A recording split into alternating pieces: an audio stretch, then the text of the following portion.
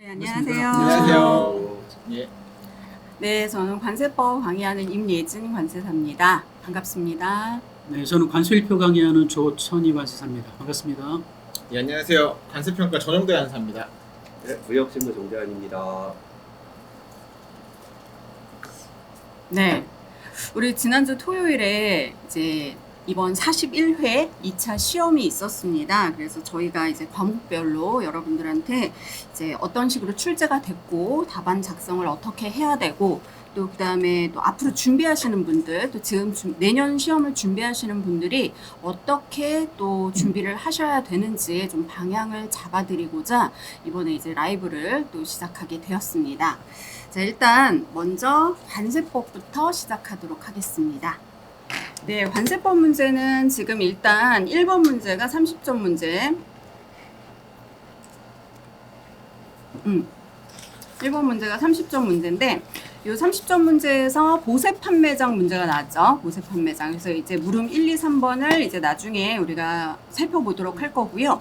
문제 2번 같은 경우에는 이제 10점짜리로 분할 납부가 나왔고요. 그 다음에 이제 2번이 환급특례법 문제가 10점짜리로 출제가 되었습니다. 그 다음에 문제 3번이 이거 참 논란이 많죠. 왜냐하면 이 덤핑 방지 관세가 분량이 굉장히 많은 부분인데 이 부분을 그냥 제끼시는 분들이 많으세요. 그래서 만약 그냥 제꼈다면 굉장히 타격이 컸을 거라고 생각이 듭니다. 다시 한번 말씀드리지만 관세법에서는 제끼는 부분이 있어서는 안 됩니다. 그래서 일단 덤핑 방지 관세에서 누구나 추측할 수 있었던 잠정 조치에 대한 거, 그 다음에 약속의 제의, 그 다음에 재심사에 대한 부분이 이렇게 각각 10점짜리로 출제가 되었습니다. 자, 문제 4번 같은 경우에는요, 이 물음 1번이 우리 관세법 13장 보칙에서 나온 부분이죠. 그 다음에 우리 벌칙에 해당하는 양벌 규정까지 이건 11장에 나오는 부분이고요. 그래서 그렇게 해서 이제 각각 10점 문제로 출제가 되었습니다. 그럼 일단 우리가 1번 문제부터 한번 보도록 할게요. 물음 1번에서 바로 우리가 제일 싫어하는 서류가 나왔어요. 서류 4가지를 써야 되고 그 다음에 이제 평가 기준, 보세 판매장에 대해서 특허 심사를 할 때 평가 기준, 이 평가 기준이 총 7가지가 있는데 6가지만 작성을 하면 됩니다. 일단 첫 번째 대답을 해야 되는, 우리가 서술을 해야 되는 문제는 특허 갱신 신청할 때, 보세 판매장이에요. 면세점이죠. 갱신 신청할 때 첨부하는 서류. 사실 이 첨부 서류까지 뭐 나오나 싶겠지만 우리가 워낙 많이 뒤어가지고 이 부분은 준비를 했었죠. 사실 특허 심사 신청을 할 때, 특허 갱신 신청을 할 때 요 1번과 2번은 다 마찬가지로 제출해야 되는 첨부 서류예요. 근데 요 3, 4번, 요 2개의 서류는 보세 판매장의 경우에만 제출해야 되는 서류입니다. 그래서 우리가 수업을 할 때 일반적인 특허 보세구역 갱신 신청과 그 다음에 보세 판매장, 면세점에 대한 갱신 신청을 할 때 제출해야 되는 서류를 비교하면서 이 부분을 정리했던 기억이 나실 거예요. 그래서 그때 제대로 정리하신 분들은 어렵지 않으셨을 거라고 생각이 됩니다.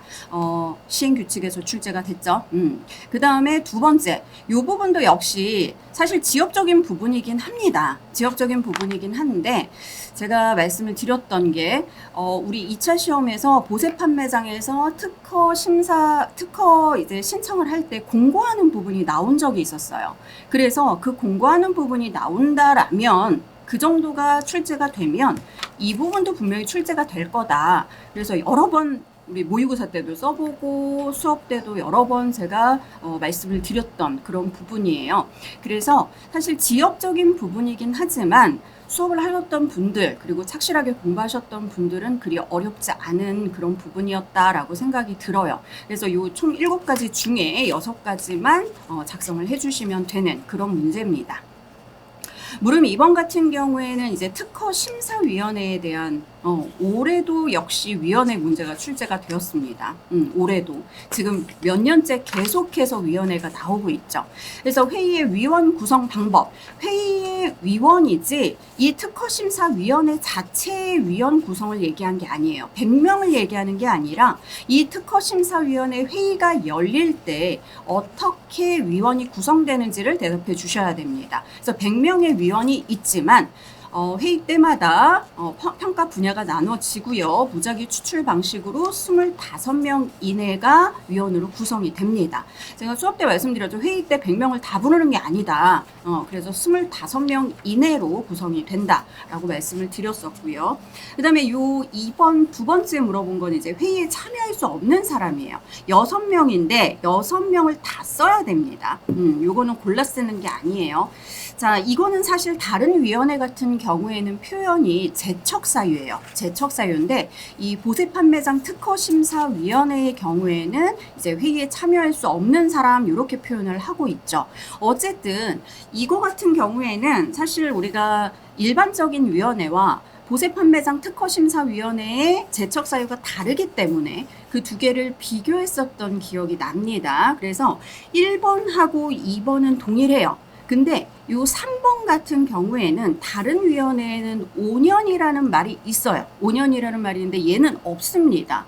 5년이라는 말이 없고 그냥 해당 안건 당사자의 대리인이거나 예전에 뭐 5년 전이든 10년 전이든 대리인이었던 사람이라면 회의에 참여할 수가 없죠. 그 다음에 네 번째 같은 경우에도 다른 위원회랑 좀 다른 점이 요 최근 3년이에요. 다른 위원회는 다 5년입니다. 근데 얘만 3년이에요. 여기도 마찬가지예요. 다른 위원회에는 5년이라는 표현이 있는데 얘는 그런 표현 자체가 없습니다. 이것도 다른 위원회는 5년이라는 표현인데 얘만 3년이라는 표현을 갖고 있는 그런 규정이기 때문에 그걸 잘 구분해 주셔서 쓰시면 충분히 좋은 점수를 가져가실 수 있으실 겁니다. 그다음에 세 번째는 회의의 개의와 의결. 그래서 원래 원칙적으로는 이 회의는 과반수 참석해서 과반수 찬성으로 의결을 하는데 이 보세판매장 특허심사위원회 같은 경우에는 이 규정에도 불구하고 그렇죠? 위원들이 이거를 평가를 한 다음에 점수 합산을 해서 가장 높은 점수를 받은 신청자를 특허 부여받을 자로 결정을 하기 때문에 이 5항과 6항을 같이 서술해 주시는 게 맞습니다.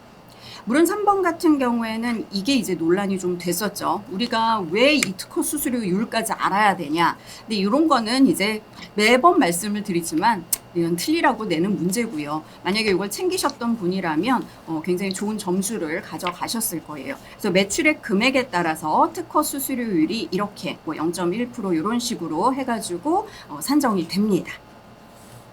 자, 문제 2번 한번 보실게요. 우리가 다들 준비하는 부분이 분할납부입니다. 분할납부는 우리 107조에 규정이 되어 있는데 이 분할납부는 5년짜리이기 때문에 1년짜리 107조 1항이 아니라 2항을 서술해야 되는 문제예요. 근데 우리가 사실 이 문제를 준비를 하면서 시행규칙까지, 요건까지 같이 가져가는데 시행규칙은 고려하지 않는데요. 너무 아쉽죠. 그래서 법률 7개 중에서 2개 빼고 5가지만 서술해 주시면 되는데 우리가 보통 5번하고 7번 빼고 서술을 하자 이렇게 약속을 했던 기억이 납니다. 만약에 이걸 5개를 서술해야 된다면 그래서 이 수입자들 있죠.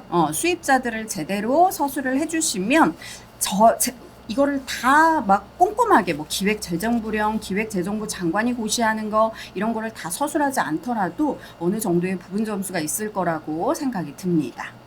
자, 물음 2번은 환급특례법이에요. 자, 환급점 심사. 요거는 너무 쉽죠. 요거는 점수 가져가는 부분이에요. 요런 거 놓치시면 안 되겠죠. 시행 규칙이지만 누구나 준비하는 부분이기 때문에 이런 부분에서 점수가 깎인다면 요거는 좀 문제가 있습니다. 근데 두 번째 물어보는 게 이제 환급금 사후심사에서 환급금 결정사항과 지급사항 보고예요. 사실 이 문제 같은 경우에는 환급특례법에서 중요한 규정은 아닙니다. 아닙니다만 지역적인 부분이죠. 환특법에서도. 근데 제가 수업 때 이런 비슷한 부분이 관세법 환급 쪽에서 1차에서 출제가 된 적이 있었어요. 그래서 이렇게 기재부 장관한테 제출하고 감사원에 제출하고 이런 부분들이 비슷한 부분이 관세법에도 있어요. 그래서 이게 1차 때 출제가 됐으니 관세법 2차에서도 준비를 하고 환특법에서도 그래도 무시하지 말고 준비를 했으면 좋겠다라고 말씀을 드렸던 기억이 나는데 그래도 요거는 반복하지 않으면 여러분들이 좀 챙기기 힘드셨던 그런 부분이었던 것 같아요. 반복해서 회독하지 않으면 이런 부분은 생각이 잘 안 납니다. 그래서 이렇게 매월 관세청장한테 보고를 해야 되고 이걸 종합해가지고 기재부 장관한테 제출을 해야 되고요. 그 다음에 결정액 계산서 같은 경우에는 감사원에 제출해야 됩니다. 사실 요 이번 그 29조 2항에 해당하는 요 부분이죠. 요거까지 서술을 해야 되냐라고 말씀을 하시는 분들이 많은데 지금 물어보는 게 환급금 사후심사에 의한 결정사항과 지급사항 보고죠. 요 제목 자체가 시행령 29조 제목이에요. 그래서 1항과 2항 시행령 29조 전체를 서술하시는 게 맞습니다. 자, 문제 3번 덤핑 방지 관세예요. 사실 잠정 조치는 우리가 목차까지 해서 완벽하게 준비를 했던 부분인데 목차를 줬기 때문에 준비하신 분들은 쉽게 점수를 가져가실 수 있는 그런 부분이라고 생각이 듭니다. 잠정 조치 요건은요. 사실 요 두 개가 잠정 조치를 할 수 있는 요건인데 우리가 안정적인 서술을 위해서는 그냥 이 법제 53조 1항 전체를 서술하시는 게 가장 리스크가 적은 그런 서술 방법이라고 생각이 들고요. 그 다음 잠정조치 적용 시기 원래 충분한 증거가 있다고 판정이 돼야 되는데 하나의 요건이 더 있죠. 조사 개시 후 최소한 60일이 경과된 날 이후부터 잠정조치를 적용할 수가 있습니다. 그렇게 해서 적용이 되면 적용기간은 이렇게 4월, 6월, 9월 이렇게 4, 6구로 구분이 됩니다. 그래서 요거는 시행령 1, 2, 3항을 서술하셔야 되는 문제고요. 그 다음에 4항까지 물어보고 있죠. 잠정조치에서 제공되는 담보는 담보 1, 2, 3, 4, 5, 6, 7호 중에 5, 6호 빼고 1, 2, 3, 4, 7인데 이 5가지 중에서 3가지만 서술해 주시면 됩니다. 자, 물음 2번은 자, 약속의 제의인데요. 이 수출자가 약속을 제의할 때 그 약속에 포함되어야 하는 사항이에요. 그래서 이게 시행규칙에서 또 나왔습니다. 이번에 시행규칙에서 굉장히 많이 나왔어요. 그래서 이게 지금 총 7가지인데 이 중에 이제 5가지를 서술을 해야 되는 문제예요. 사실 이 문제 같은 경우에도 지역적인 부분은 맞습니다. 근데 제가 수업 때 이 부분이 1차 때 나온 적이 있으니 우리가 그냥 제껴서는 안 된다라고 말씀을 드렸었어요. 이 부분은 우리가 언제 했냐면 우리 맵 과정 때 문제풀이 과정 때 제가 지역적인 부분만 따로 이제 프린트로 정리를 했던 부분이 있었어요. 그때 이제 그 지역적인 부분 우리끼리 수업 때 그 얘기를 했었죠. 똥 쌀 때 보는 프린트라고. 그래서 화장실에서 열심히 보신 분들은 요거를 놓치지 않으셨을 거라고 생각이 듭니다. 자, 물음 3번은 덤핑 방지 관세 약속에서 재심사 부분이에요. 재심사 부분. 사실 이 재심사 부분은 살짝 용어적인 부분에서 개정이 있었습니다. 덤핑 방지 관세와 약속을 묶어서 덤핑 방지 조치라는 이렇게 묶는 단어로 개정이 됐고요. 지금 요 1, 2, 3번에서 새롭게 신설된 부분은 요 부분이에요. 그래서 요런 부분까지 챙겨주시면 좋았을 것 같고요. 재심사 요청 시기는 우리가 아주 중요하게 다뤘던 부분이죠. 그래서 이렇게 시행령 1항과 2항을 서술해 주시면서 재심사 여부 결정, 그 다음에 결정사항 통지 같은 경우에는 2개월 내에 요걸 결정을 해야 되고 10일 내에 지금 통지하고 관보 게재를 합니다. 그리고 이때 후단 규정이 붙어 있기 때문에 같이 써주시는 게 좋고요. 이걸 무역위원회가 조사를 하죠. 조사 종결은 6개월 이내에 4개월 연장입니다. 그래서 이렇게 재심사에 대한 요청 사항과 요청 시기를 비롯한 절차적인 부분이 출제가 되었습니다. 마지막 문제예요. 우리 은닉재산. 이 은닉재산은 제가 한 4년 전부터 밀고 있었던 건데 드디어 나왔습니다. 은닉재산은 수업 때도 제가 실제로 우리가 계산도 해봤죠. 그리고 모의고사 때도 출제를 했었는데 은닉재산이란 건 이런 거다. 우리 법의 3항 본문이고요. 이 은닉재산에서 제외되는 경우를 바로 2번에서 따로 물어봤는데 사실 여기 단서 규정이에요.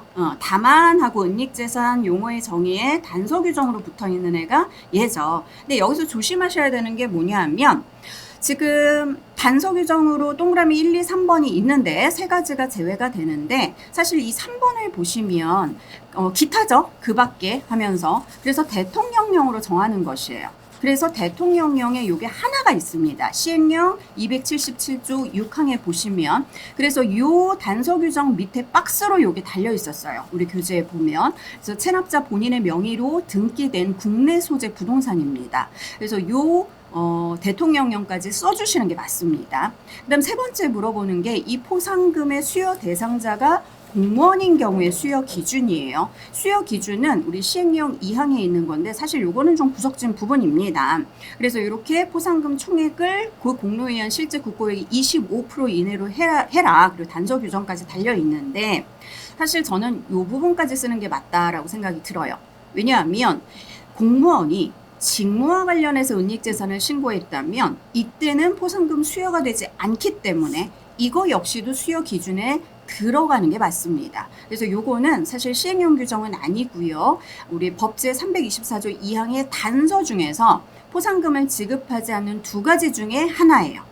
그래서 이렇게 서술을 해주시는 게 좋고요. 은닉재산 신고에 대한 포상금은 사실 이 부분, 이 본문은 문제에 나와 있어요. 문제에 나와 있기 때문에 뭐 여러분이 서술 안 해주셔도 되지만 요거는 서술을 하셨잖아요. 근데 요 10억 원을 초과하는 부분은 지급하지 아니한다도 사실 포상금 계산을 할 때 필요한 부분이기 때문에 저는 이 단서 규정 때문에 본문까지 지금 갖고 온 겁니다. 그래서 단서 규정 요 부분을 서술을 해주시는 게 좋을 것 같아요. 그래서 요거는 징수금액 제대로 써주시면서 그때 지급률이 어떻게 되는지 우리 연습한 대로 여러분들이 써주시면 크게 어렵지 않으실 거라고 생각이 들어요. 그래서 이렇게 하면 우리 시험 문제가 이제 4번까지 하고 물음 2번 요건 너무 쉬워서 제가 요거는 여러분들한테 마지막에 보너스 점수 준 거예요. 그래서 요거는 누구나 다 준비하는 부분이죠. 양벌 규정에서 이제 개인에 해당하는 사람 5가지가 이제 5가지 다 쓰는 거고요. 그 다음에 요 국가관세 종합정보원 운영사업자는 삭제가 됐는데 요게 7월 1일 삭제예요. 7월 1일 날. 그래서 지금 현재 시험을 보는 당시에는 요게 규정이 되어 있기 때문에 써주시는 게 맞습니다. 자, 관세법 어렵죠? 어렵습니다. 지역적인 부분에서도 많이 나왔고요. 어려운데 제가 이 관세법 문제를 지금 최근 한 3년 내로 보면서 생각을 하고 있는 게 뭐냐? 여러분들이 이제 앞으로 준비하시는 분들 같은 경우에는 조심하셔야 되는 게 누락되는 부분이 없으셔야 돼요. 그러니까 소위 말해서 우리가 제낀다고 하죠. 제끼는 부분이 없어야 되고 사실 지역적인 부분들을 우리가 단답형 위주로 챙겨가야 되는데 이걸 개인적으로 하기는 굉장히 힘드실 거예요. 그래서 제가 수업 중에 이렇게 따로 프린트도 만들고 해서 여러분들이 이제 보시면서 뭐 갖고 다니고 짜투리 시간에 보시면서 준비를 하실 수 있도록 좀 이렇게 해드리는데 그런 부분들을 많이 챙겨가셔야 됩니다. 그래서 휘발성이 강한 부분이에요. 근데 이거를 계속 반복적으로 회독하시면서 좀 익숙하게 그렇게 준비를 해주셔야 되고요. 사실 관세법 같은 경우에는 이제 두 가지 파트로 나눠서 공부하시는 게 맞습니다. 지금은 종합이론, 기본이론을 하는 단계이기 때문에 여러분들이 그냥 뭐 중요도나 이런 것들보다는 처음부터 끝까지 한번 회독을 한다라는 생각으로 저랑 같이 공부를 하시고 계신데 회독이 반복되면 반복될수록 개념적인 이해와 암기가 같이 가져가면서 법 구성을 파악하고 목차를 정리해야 되는 부분 그런 부분들 우리가 소위 말해서 중요한 부분이라고 얘기를 하죠. 그런 중요한 부분들 따로 가져가시고 그 다음에 지역적인 부분들이 있어요. 지역적인 부분들은 우리가 소위 단답형으로 출제가 가능한 그런 부분들이에요. 단답형도 제가 수업 시간에 말씀드렸지만 막 1번이 막 4줄씩 있고 막 그런 애들은 나오기가 힘들어요. 근데 막 한 줄짜리로 이렇게 딱딱딱 떨어지는 애들은 정말 출제하기에 용이한 부분이기 때문에 지역적인 부분에서는 그런 부분을 좀 챙겨주시는 게 좋을 것 같습니다.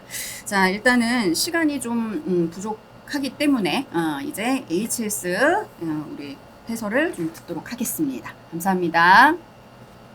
올해 시험 또 관설표 치느라 고생하셨습니다. 일단 전반적인 평가는요. 관설표는 작년에 비해서 좀 어려웠다라는 건 확실하고요. 그리고 또 이제 잠깐 또 다뤄보겠지만 처음이죠 아마 그 6단위호가 사례로 나오면서 그 안에서 뭔가 적용해서 맞추는 문제는 있었습니다만 6단위를 통째로 맞히는 문제는 지금 역대는 처음이지 않을까 싶습니다. 지금까지 출제된 바로는. 그래서 그런 것도 지금 같이 한번 다뤄보면서 차후 어떻게 대응할지를 좀 같이 한번 살펴보도록 하겠습니다. 네, 일단 그 전반적인 문제 분석을 좀 살펴보겠습니다.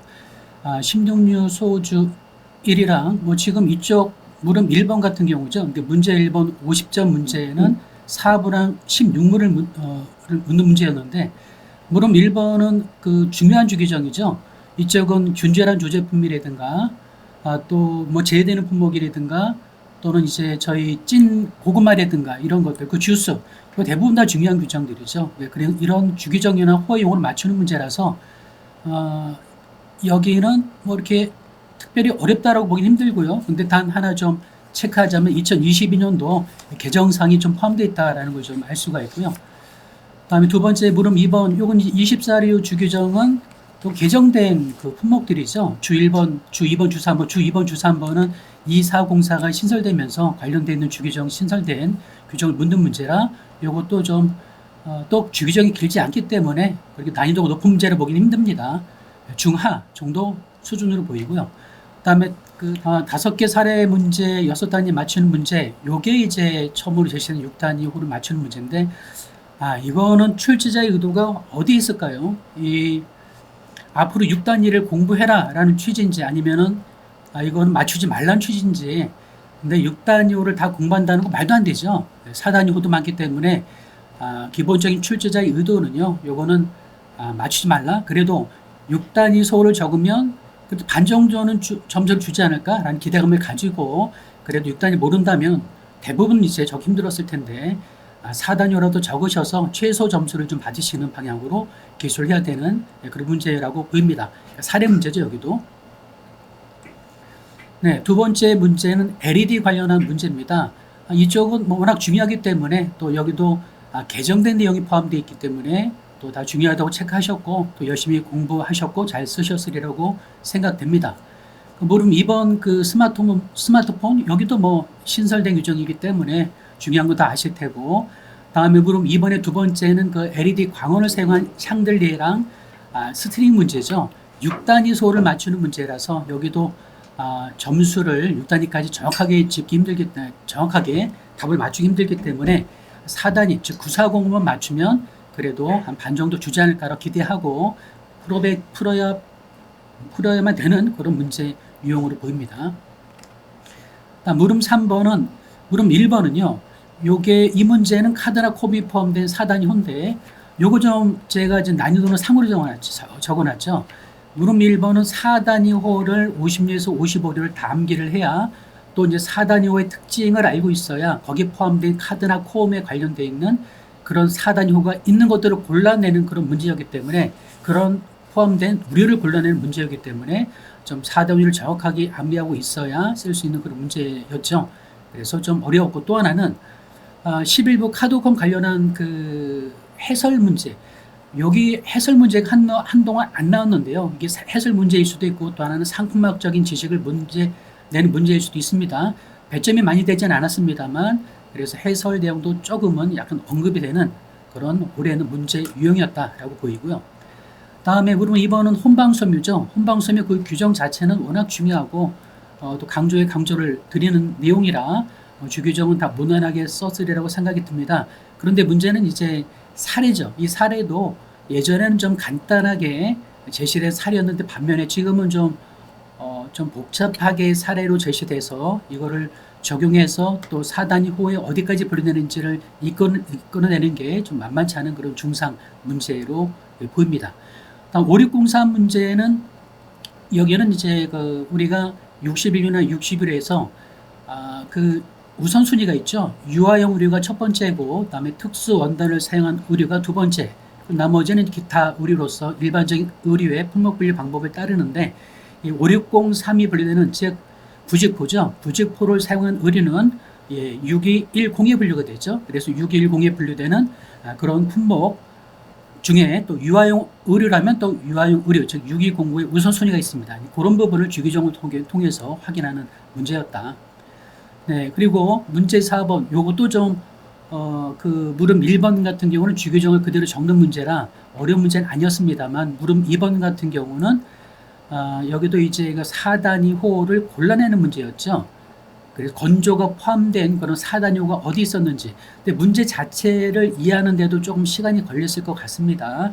물음 이번에 첫 번째 문제 같은 경우는 4단위호에 신선한 것과 건조한 것이 류가 같지만 4단위는 상이한 호들을 골라내는 문제였고요. 이제 그런 호들이 6101이든가 0813 이런 쪽에 이제 포함되어 있죠.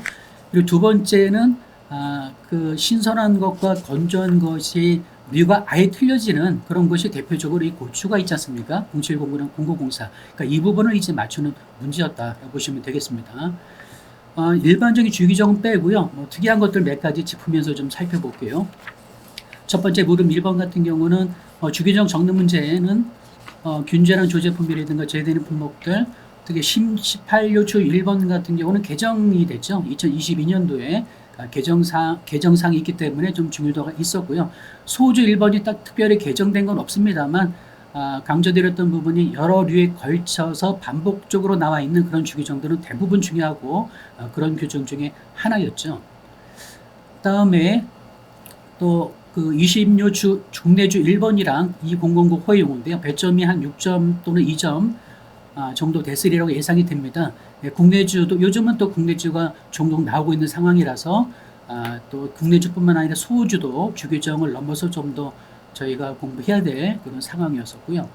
2009 호용호 여기도 좀 개정된 부분이 있었습니다. 코코넛 워터 같은 것들이 이번에 2022년도에 추가가 됐죠.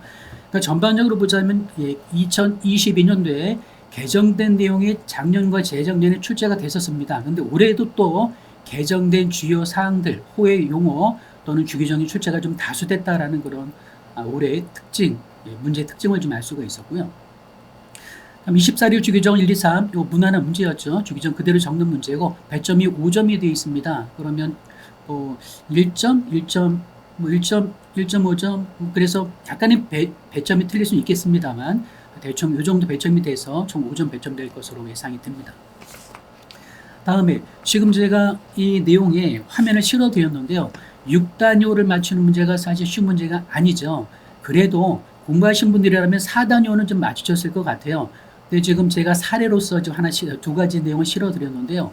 2404 첫 번째, 니코틴을 함유한 흡연자의 금연을 보조하기 위한 피부 투여 방식의 패치는 2404-9의 특계가 되어 있습니다. 그래서 지금 보시는 화면에 보면 2404 9의 0000 여기에 6단위호가 특계가 되어 있죠.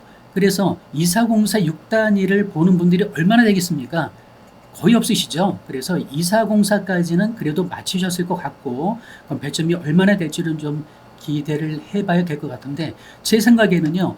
한 문제당 1점씩 배점이 되기 때문에 그렇다면 4단위만 적었다면 그래도 0.5점 정도는 배점을 해주지 않을까라고 좀 예상이 됩니다. 전자담배 8543, 40 요것도 8543은 다 맞추셨을 것 같아요. 근데 40이 포함된다는 거는 세부적으로 통계부 6단위 소호까지 보지 않는 한 좀 힘든 상황이었고요. 다음 세 번째 염소시키지 않고 흡입하도록 만들어진 재구성 담배 여기도 보면은 240411에 이렇게 특계가 되어 있습니다. 그래서 2404는 이렇게 다양하게 특혜되어 있는 분류체계를 가지고 있는데 사실 실무하신 분들 아닌 이외에는 또 실무하신 분들이라 하더라도 6단위까지 암기하기는 사실은 쉽지가 않죠. 그다음 4번과 5번도 마찬가지입니다. 담배가 분류되는 240이나 2401에 해당하는 이런 세 번을 구체적으로 적는 그런 문제였다. 다음에 문제 2번은 여기는 그 총 20점 배점에 12.8점 그리고 85류 LED죠. 중요한 규정들. 물음 1번과 2번의 내용은 주규정 그대로 적는 문제고요. 특히 주규정은 중요한 주규정이기 때문에 이거 자체는 그 나름대로 정리하신 분들은 제대로 공부하신 분들은 그렇게 어려웠을 것 같지는 않습니다. 특히 개정사항이었죠. 그래서 개정사항은 또 다 준비가 되셨을 거라고 믿고요. 그런데 이제 스마트폰도 중요한 규정이라 다 정리하셨을 것 같고 이 두 가지죠. 또 여기도 마찬가지로 6단위호를 맞히는 문제입니다.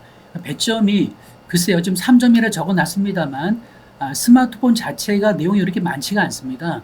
그렇다면 이게 5점이 될지 6점이 될지 또는 6단위소가 배점이 많이 된다면 예를 들면 여기가 2점 이렇게 될 수도 있는 거죠. 본인 배점상은 나중에 확인해 봐야 되겠습니다만 스마트폰이 4점 된다면 그러면 940사만 적어도 1점 정도는 배점을 주지 않을까라는 좀 기대를 좀 하고 나중에 점수 한번 확인해 보시기 바라고요. 여하튼 6단위까지 적는 거는 쉽지가 않다. 그렇다고 안 적으면 안 되잖아요. 저희는 공부했다면 6단위는 적을 수 없습니다만 그래도 9404라는 건 다 아시기 때문에 이 정도는 꼭 기술하시는 게 당연히 저희 수험생 입장에서는 기술하는 그런 방법이라고 생각이 듭니다. 그리고 여기에 6단위 통계부 적어놨습니다. 참고하시고요. 이렇게 1과 3일에 나와 있는데 말씀드린 것처럼 표를 보지 않는 한 쉽지 않은 그런 6단위 결정하는 문제였습니다. 다음에 문제 4번 여기 혼방소멸 관련한 문제인데요. 좀 이 부분도 좀 어려움이 있을 거로 생각이 듭니다. 문제 1번, 문제 2번 총 30점 문제죠. 배점은 5점, 15점, 그리고 이렇게 10점 배점이 됐습니다. 첫 번째 4단위 후에 총 5점 배점이 됐는데요. 여기서 3점 배점된 거 카드나 콤이 들어가는 위의 표제를 적는 문제인데요. 요거를 맞추셨다 하면은 이 50에서 55에 분류되는 4단위 후의 특징을 정확하게 좀 체크하고 계신 분들은 맞추셨을 것 같아요. 카드나 콤이 들어가는 데는 딱 이 세 군데밖에 없어요. 51, 52, 53. 이 세 군데 이 위와 다음에 표제를 적으시면 그렇다면 3점 배점 하나, 둘, 셋 배점이 됐겠죠. 다음에 실이되기 위한 방법 포함이라고 되어 있죠. 공통적 특징인데요. 사실 쓸 게 따지자면 무궁무진하죠. 11부 주규정에 나오는 모든 규정들이 어떻게 보면 특히 이제 실과 관련되어 있는 중요한 주규정들은 다 관련되어 있다고 볼 수도 있고요. 또 혼방섬유도 그렇고 등등 여러 가지 규정이 다 관련되어 있습니다만 그렇게 다양한 내용까지 적으라는 문제는 아닌 것 같고 배점을 보고 저희가 쓸 분량을 정할 수가 있죠. 5점 배점이라면 그리고 일반적으로 리오의 표제나 호를 맞춘다면 1점이라면 공통적 특성을 적는 문제라면 2점 배점밖에 될 수가 없는 상황이죠. 그렇다면은 여러 가지 해설서라든가 주규정을 적는 문제는 아니고 총설 해설에 보면 50류에서 55류까지 분류되는 품목에 대한 일반적인 설명이 나와 있습니다. 그래서 여기에 원료나 웨이스트를 재생한 섬유, 가니스도 포함하고 이런 슬리버, 로밍 모양의 카드나 콤한 섬유실 이런 내용이 나와 있으니 이런 내용을 적는 게 이게 이제 문 출제자의 의도가 아닐까라고 생각이 들고요. 밑에는 이제 추가적으로 또 일반적인 실의 종류가 있죠. 단사, 복합사, 테이블사가 있는데요. 이런 내용들을 추가적으로 적으신 분들도 아마 있을 것으로 예상이 됩니다. 11부 주 2 규정 7점 배점 정도 예상이 됩니다. 내용이 꽤 되죠. 이것도 워낙 중요하고 11부 중에서 주규정 중에서는 잘 아시겠습니다만 제품화된 것의 정의 또 혼방섬유의 분류규정이 중요하죠. 그래서 그런 것들을 다 정확하게 알고 계실 것 같고 이걸 근거로 이제 혼방섬유를 결정해야 되는데요. 지금 사례 품목이 나와 있죠. 사례 품목은요. 지금 매년 조금씩 나오고 있습니다. 10점이든 20점이든 그래서 사례 문제는 앞으로도 대비가 필요할 것으로 예상이 됩니다.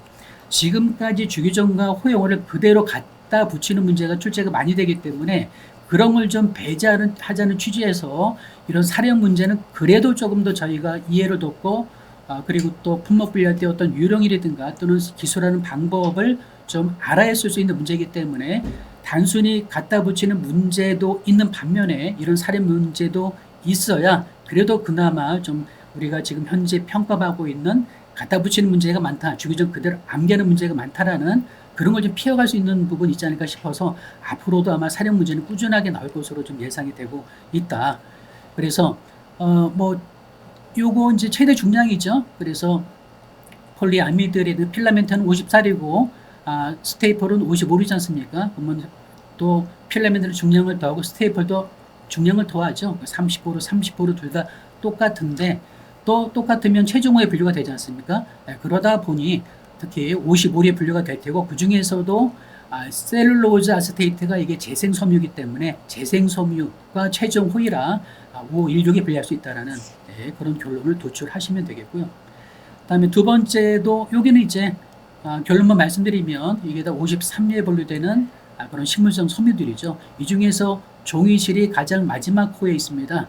5311 이쪽에 이것을 만든 직물은 5311의 종이실 직물 이게 이제 그 직물 중에 마지막 호이기 때문에 종이실이 실의 품목 분류 세분 중에 가장 마지막에 있지 않습니까? 직물도 마찬가지로 마지막에 호에 있고요. 중량이 똑같다면 그리고 또 여기는 중량이 틀리죠. 종이실이 가장 많기 때문에 이쪽에 분류하는 게 이제 맞겠습니다. 다음에 의류 같은 경우는요. 의류 5603 이것도 저는 뭐 괜찮은 문제를 보입니다. 5603은 부직포가 분류되고 이것으로 만든 의류는 6210에 분류가 되죠. 그리고 610의 의류를 할지라도 이런 규정에 의해서 유아용 의류라면 또 6209에 분류가 되기 때문에 이런 어떤 관련 규정을 가지고 내용을 설명하면 되는 그런 문제였다. 우선순위를 적용해서 어디에 분류되는지를 맞추는 문제였다. 특수원단을 사용한 의류 기본적으로 그 6209라든가 6210이라든가 등 또 61도 마찬가지죠. 네, 그런 주규정이나 호용어는 좀 우선순위가 있다. 다음에 마지막으로 건조한 것, 요건 이제 예전에도 기출이 됐던 문제입니다. 건조한 것은 이렇게 주규정에 의해서 분류되는 규정이 있고 또 저희가 그 앞쪽에 그 주로 이제 어떤 식품이라든가 농축수산물 같은 경우는 오랫동안 보관하고 또 그 오랜 기간과 또 움직여야 되는 그런 오랜 먼 거리 움직이는 그런 필요성 때문에 건조 다음에 그 냉동이라든가 또 가루 상태의 가공도가 중요하죠. 이런 것과 관련되어 있는 주기정들을 묻는 문제가 출제가 됐고요. 그리고 또 이제 물음 2번 같은 경우는 요게 이제 아까 말씀드렸던 것처럼 관련되어 있는 그 호 중에서 건조가 특기되어 있는 것들이 이렇게 총 5군데 나와 있습니다. 건조한 것은 6210이라든가 0303 아까도 카드컴이 나와 있듯이 호의 용어에서 건조한 것이 나와 있는 것들을 골라내는 문제거든요. 이것도 사실 쉬운 문제는 아니죠. 그러다 보니 이 부분도 사단위를 정확하게 암기해야 좀 풀 수 있는 그런 문제였다라고 생각이 들고요. 다음에 그래서 지금까지 살펴보신 것처럼 전체적인 문제를 보자면 대충 그 주규정이나 허용어 배점을 보니까요. 주규정이 한 65점, 허용어가 한 31점 정도 배점이 됐다. 주규정은 항상 배점이 많이 되죠. 저희가 공부할 때 주규정은 한 반 이상, 과반수 이상 출제가 되고 어떤 경우는 70점 이상 출제된 적도 있습니다.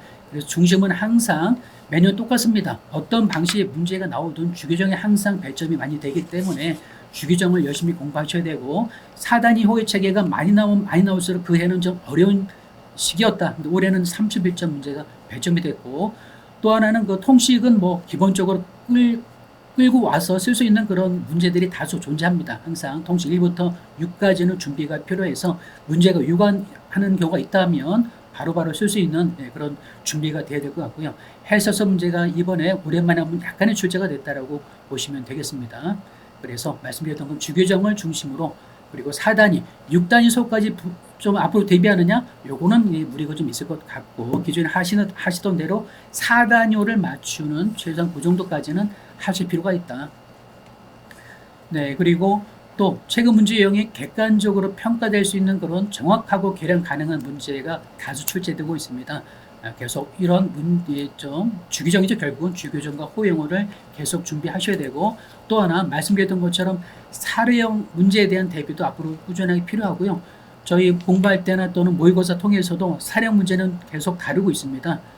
그리고 또 종종 직접 관세조 홈페이지에 직접 들어가실 상황 없을지라도 공부하실 때 같이 종종 다루보는 경우도 있으니까 그런 거 좀 참고하시면 될 것 같습니다. 그래서 그런 내용 지금 말씀드리고 참고하셔가지고 또 이제 또 결과를 좀 두고 보셔야 되겠죠. 여하튼 올해 시험 보시느라 고생 많았고요. 이제 차분하게 기다리시면서 또 합격하신 분들은 합격자 모임에 뵙도록 하겠습니다. 수고하셨습니다. 관세 평가 좀 먼저 총평 좀 해드리고 세부적인 문제들에서 좀 중요한 사항들 좀 짚어드리는 시간으로 진행하도록 하겠습니다. 자, 먼저 이 관세 평가는 올해 시험 문제를 보고 좀 굉장히 감정적으로 좀 생각이 들었던 문제들이 좀 많이 있었어요. 특히 그 문제 3번의 그 문제 2번이죠. 문제 2번에 이 시가역산율 관련된 이 문제가 하나가 출제가 됐었는데 참 저는 사실은 뭐 지금도 뭐 정답을 아직 계산기로 안 해봤습니다. 별로 해보고 싶지 않아서 해보고 싶지 않았고 그래서 사실은 이제 저 문제는 이제 보면서 좀 기분이 좀 그랬는데 뭐 그냥 좀 합리적으로 생각을 해보면 다시 좀 돌아와서 이성적으로 뭔가 좀 합리적으로 전략적으로 생각을 해보면 이 문제 2번 문제는 일단은 제끼고 관세 평가는 아직까지 그런 문제가 없었는데 그냥 이제 20점 정도를 이제 제끼고 시작해야 되는 문제라고 이제 생각을 하면 될 것 같고, 올해 시험 문제는 작년이랑 비교했을 때는 좀 경향이 달라진 게 있었는데, 작년에는 거의 지문이 있거나 굉장히 짧았고, 그다음에 지문이 있긴 있었지만 그냥 지문이랑 실제 문제랑 연계성이 굉장히 적어서 지문 안 읽고 그냥 문제만 풀고 뭐 법령이나 협정에 있는 내용들 공부했어도 이제 충분히 점수를 받을 수 있는 그런 문제들로 많이 출제가 됐었는데, 올해는 그렇진 않았죠. 지문도 상당히 길어졌고 지문 좀 꼼꼼히 읽으면서 이제 풀어야 되는 그런 문제들이 좀 출제가 됐기 때문에 좀 이제 양상이 많이 바뀌었다 이런 생각을 좀 하긴 했었는데, 지금 요 화면에 띄어 있는 요 표 한번 보면요, 제가 그 올해 시험 문제를 좀 이성을 좀 되찾고 어디서 많이 나왔는지 한번 쭉 검토를 한번 해본 건데, 첫 번째 그 할인 관련된 문제는 사실은 이제 총 물음이 3개로 들어가 있었는데, 수량 할인과 관련된 문제들 있죠. 그래서 물음 1, 물음 2, 요 내용은 사실은 권고 의견 15.1에 있는 내용을 그대로 출제를 했습니다. 그래서 30점 배점에 20점 정도는 그냥 협정 15.1을 그냥 충실하게 공부를 했으면 충분히 점수를 받을 수 있었던 점수라고 보이고, 그다음에 이제 마지막에 이제 이 수량 할인을 금액을 깎아주는 것이 아니라 수량을 더 늘려서 평균 단가를 낮추는 식의 할인을 적용하는 방법, 이거 마치 1+1 거래와 이제 유사한 거래라고 이해하시면 되는데, 그게 이제 제가 대법원 사례 중요하다고 좀 말씀드렸던 사례 중에 출제 가능성이 있다고 말씀드렸던 그 사례가 그대로 출제가 됐습니다. 그래서 사실 이 문제는 어느 정도 예상하고 준비할 수 있었던 문제 정도의 사례형 문제다 이렇게 이해하시면 될 것 같고, 물론 좀 그렇지 못한 부분이 있다고 하셨더라도 사례형 문제에서 요 30점 배점 중에서 협정 관련된 게 20점 배점이었고, 이제 실제 대법원 사례는 한 10점 배점 정도였으니까 그 정도 선에서 보면 될 것 같고요. 문제 2번은 이제 시가 역산율 문제는 그냥 이 고시 40조를 물어보는 문제인데, 모르겠습니다. 저는 이게 맞춘 사람이 있으면 조사를 해봐야 된다고 생각합니다. 어떻게 맞췄을까? 한번 좀 뒤를 캐봐야 된다. 이런 생각을 좀 하고 있고, 일단 그렇게 넘어가고요. 그다음에 문제, 그래서 이제 사실은 시험장에서 당황했을지 모르겠지만 그냥 다 제낀다 이렇게 생각을 하고 시험을 봤어야 되는 상황일 것 같고요. 문제 3번도 30점 배점짜리 문제였는데, 이것도 이제 좀 세부 배점들이 들어가 있습니다. 특히 이 확인 수수료 관련된 건 해설 5.1에서 나와 있는 내용이 거의 그대로 출제됐기 때문에 이것도 지문 연계성 거의 없는 해설 5.1을 해석하는 문제였었던 거라고 이해하시면 될 것 같고요.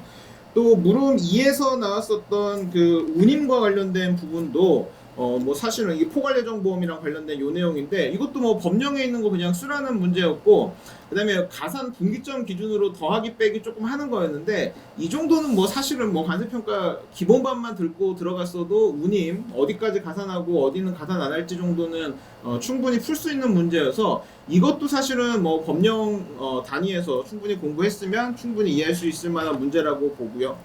물음 3의 물음 3번이 이제 제가 사례형 문제를 항상 이렇게 말씀드리죠. 실제형 문제가 있고 요 예시형 사례 판단 문제가 있는데, 요 10점짜리가 이제 예시형 사례 판단 문제가 한 문제가 출제가 됩니다. 말 그대로 출제자가 어떤 출제 의도를 가지고 대체 평가 방법 어떻게 적용할 거냐 이거에 대해서 이제 설명하는 이제 묻는 그런 문제였는데, 요게 이제 10점짜리 배점으로 출제가 됐으니까 이 사례형 문제는 총 아까 이 대법원 사례 10점짜리 하나, 그다음에 예시형 사례 판단 문제 요 10점짜리 하나 이렇게 이제 출제가 됐다고 보면 될 것 같고요. 마지막에 이 보험과 관련된 문제가 출제됐는데, 이것도 사실은 거의 지문도 짧거니와 지문 연계성 거의 없는 법 30조 그다음에 고시 24조에서 쓰는 이제 어떻게 운임 부담했는지 요거에 대해서 이제 쓰는 문제였으니까, 이것도 사실은 사례형 문제라고 보기보다는 법 기준으로 판단 작성하는 이제 그런 문제다 이렇게 볼 수가 있을 것 같습니다. 그래서 이렇게 쭉 비교를 해보면 사실은 올해의 시험 문제에서 법이나 협정 베이스로 출제된 문제가 비중이 한 80%, 그다음에 예시형 사례 판단 문제나 실제형 사례 판단 문제로 출제된 게 한 10점, 20점 정도, 합쳐서 20점 정도, 그래서 한 8대2 정도로 출제가 됐다고 보면 정확한 것 같고요. 작년이랑 비교를 한번 해보면 문제 유형이나 이런 게 굉장히 많이 달라졌기 때문에 이 비율이 많이 바뀌었을까 이렇게 생각을 하실 수도 있는데, 실제로 보시면 작년에도 이거 합하면 한 82점, 그 다음에 사례형 문제는 한 18점 해가지고 사실은 80 10대 82, 그 다음에 20대 18 정도니까 뭐 제가 봤을 때는 크게 양상의 변화가 있진 않은데 우리가 이제 체감했을 때 사례형 문제가 굉장히 많이 나왔다 이제 이렇게 생각할 수 있는 건 사실 이제 문제 2번을 제끼고 나면 이제 작년에는 100점 만점 시험이었다면 올해는 80점 만점 시험이다 이렇게 본다면 사실은 이제 이 법령이나 협정은 기본적으로 잘 맞춰야지 합격권에 들어갈 수 있고 뭐 아까 이 대법원 사례 문제나 예시형 사례 판단 문제를 또 잘 풀었어야 합격권에 조금 더 가까워질 수 있다. 이제 요 정도 상황으로 올해 상황을 좀 이해하면 될 것 같고요.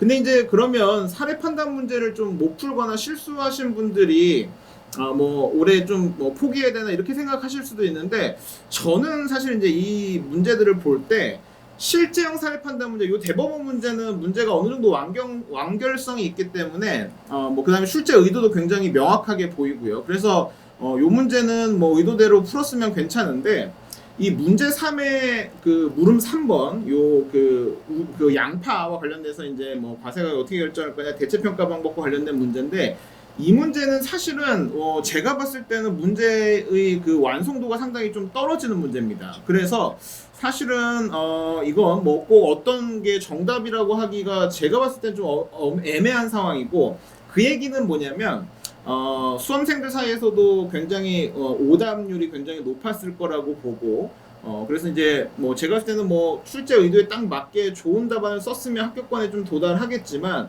사실은 올해 이 사례 판단 문제는 좀 많이 알려진 판단이니까 많이 쓰셨을 것 같고 요거는 뭐 오답률이 굉장히 높을 것 같고 그렇다면 결국은 또 올해도 마찬가지로 법령 협정 물론 굉장히 지역적인 데서 나온 문제들도 있었습니다만 여기에 또 충실하게 공부하셨던 분들이 기본 배점 80점, 뭐 예를 들어 20점 뺀다고 하더라도 60점 배점 내에서 충실하게 점수를 받았으면 또 합격 한번 생각해 볼 수 있을 만한 상황이다. 저는 이렇게 전체적인 평가를 좀 해드리고요. 문항별로 좀 간략하게 제가 좀 중요하게 말씀드릴 사항들 좀 말씀을 드릴게요. 자, 요거 한번 보시면 1번 문제인데요. 1번 문제는 우리 아까 말씀드렸던 우리 협정에서 얘기했었던 잠깐만요. 얘를 이렇게 옮기기가 돼요.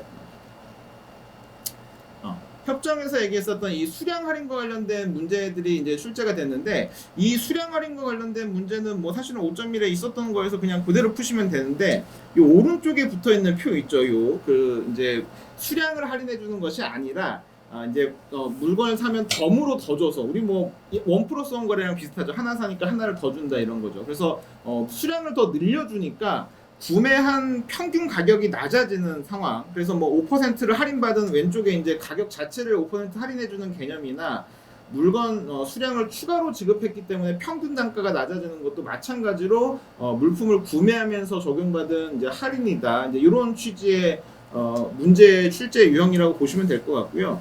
이런 1+1 문제는 제가 뭐 해설도 많이 해드리고 중요하다고 말씀드렸던 게 2020년도에 한번 기출이 됐었습니다. 그때 우리 그 관세평가 교육 모듈에 있는 내용들을 기반으로 이제 출제가 됐었고 이때도 마찬가지 개념이었어요. 1000개를 사면은 1000개를 더 줘서 평균 단가를 낮추는 이제 그런 개념이었는데 그때도 마찬가지로 1+1 거래가 그러면 1000개를 샀더니 1000개를 더 주는 게 관세 평가에서 말하는 무상으로 수입되는 개념이 아니라 애초에 내가 돈을 지급할 때부터 2,000개를 받을 거를 예상했었던 거기 때문에 무상으로 들어온 게 아니라 가격에 인하다 뭐 이런 관점에서 문제가 한번 출제된 바가 이미 있었고 그다음에 이 오른쪽에 있었던 게 제가 아까 앞 페이지에 대법원 그 판결문 번호도 넣어놨었는데 뭐 한미약품 사례라고 많이 알려져 있죠. 이 사례에 대해서 이제 해설 중에서 이제 중요한 것들 제가 좀 여기다 좀 써놓은 건데 결과적으로는 이 애초에 처음 거래할 때부터 추가 지급 물품을 받을 것을 서로 약정을 했었던 거냐 뭐 이런 부분을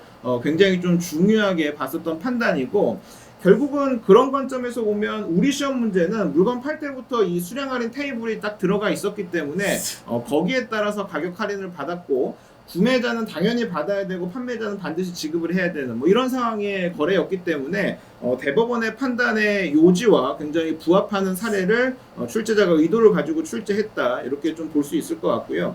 이 사례의 핵심은 제가 2020년도에도 그 해설을 해드리면서 틀린 분들이 많아서 이걸 좀 정확하게 해석을 해드린 게 1+1 거래나 이렇게 추가 수량 제공하는 거래의 핵심은 뭐냐면 추가로 제공받은 그 수입 물품이 무상 수입 물품이냐? 요게 제일 핵심입니다. 그래서 뭐 잘 아시겠지만 관세 평가에서 무상으로 수입되는 물품에 대해서는 일방법이 배제되고 다른 수입 물품이랑 이제 동일한 가격을 가져가는 뭐 이런 구조를 가지고 있기 때문에 마찬가지로 이게 무상으로 들어온 거래라고 했을 때는 당연히 일방법이 배제되는 상황이고 반대로 이제 무상이 아니라 내가 처음부터 이제 돈 줬기 때문에 이제 받는 거래다 이런 관점으로 본다면 이제 단가 자체 인하다 이제 이런 관점으로 보는 문제였습니다. 저는 이 대법원 사례, 이 한미약품 사례라고 말씀드렸던 이 대법원 사례가 출제된 게 저는 이번 관세평가 시험에 굉장히 큰 의의가 있다고 보는데 뭐냐면요.